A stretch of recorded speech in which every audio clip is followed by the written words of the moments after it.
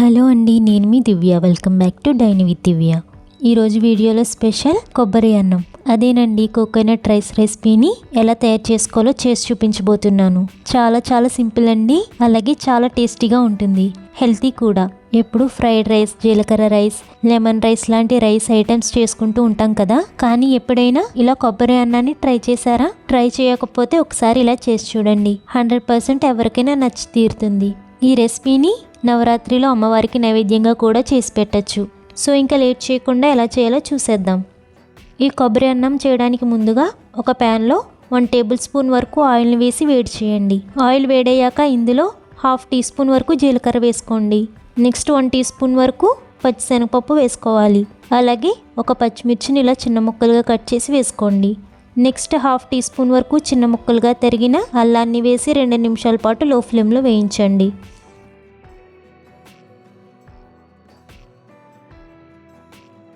2 నిమిషాలు వేయించాక ఇందులో 4 నుంచి 5 ఎండుమిర్చి ముక్కలు వేసి పప్పులు వేగి గోల్డెన్ కలర్లోకి వచ్చే వరకు వేయించుకోవాలి.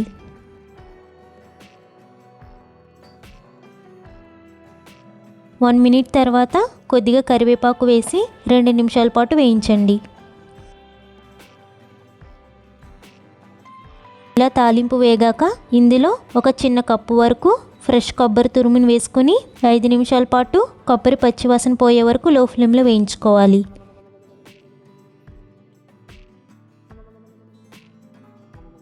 ఇలా 5 నిమిషాలు కొబ్బరి తురుముని వేయించాక పొడిగా ఉడికించుకున్న రైస్ని 1 కప్పు వరకు వేసుకోండి.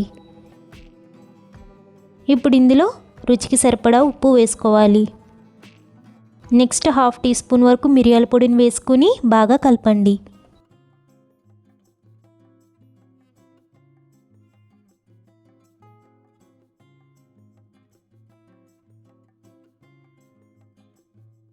ఇలా బాగా కలిపాక లాస్ట్లో కొద్దిగా కొత్తిమీరని వేసుకొని కలపండి.